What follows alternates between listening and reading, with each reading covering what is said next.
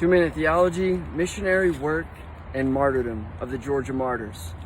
So our 5 Franciscan martyrs arrived from Spain in around 1587, and there had been several missions set up in Georgia to evangelize the Wali natives. And Father Pedro de Corpa, who is the most experienced priest, was assigned to the Wali capital of Tolomato, which was just outside of Darien, Georgia. And then Father Miguel and Brother Antonio were on St. Catherine's Island. Father Blas was in Eulonia, Georgia, and Father Francisco was on St. Simon's Island, all serving these missionary efforts of the Franciscans. And they were truly the first successful missionary efforts of the natives here in our country, in our own backyard in the Diocese of Savannah.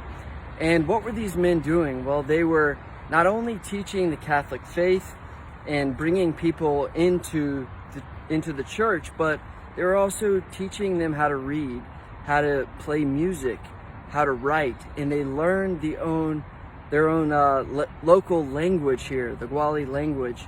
And this is how they evangelized, and they lived among them, and for 10 years there was incredible peace. As I mentioned, we know the most about St. Catherine's Island and the missionary efforts that went on there, and there were over 1,000 native Wali Catholics on the mission at Santa Catalina on St. Catherine's Island.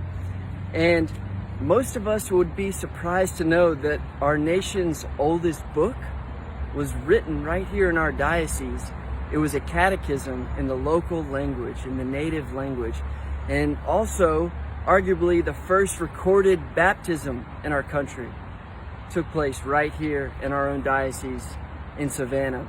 And of course, the Spanish landed in St. Augustine, but the missionary efforts first really took place here in Georgia. Well, for 10 years there was great peace, great evangelization, and many Catholics coming into the faith. Fast forward 10 years, 1597, September 14th. Father Pedro de Corpa is meeting with Juanillo, who was a baptized Catholic, and he was the heir apparent to become the next chief of the Walis here in coastal Georgia.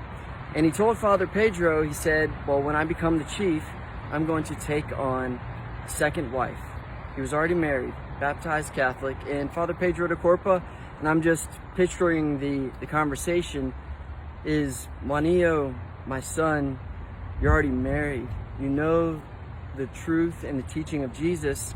Marriage is for one man and one woman, and you cannot take a second wife. And this really infuriated Juanillo, and he argued with Father Pedro de Corpa, and Father Pedro did not back down, and Juanillo executed Father Pedro de Corpa in Darien.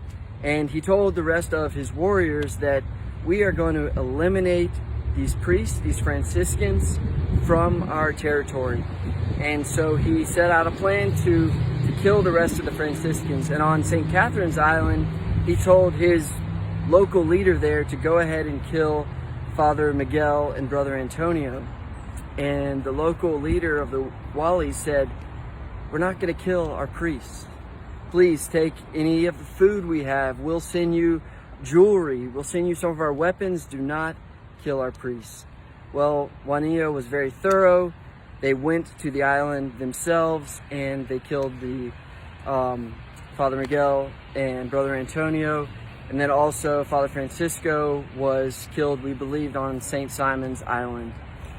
And this is the tragic ending of these 5 Franciscans and their martyrdom of standing firm in the faith and not fleeing. You know, St. Catherine's, they had the warning, but the friars stayed there. Well, fast forward to 1974, renowned archaeologist David Hurst Thomas is studying the California missions, and he says, I know there were missions in Georgia long before these missions were here.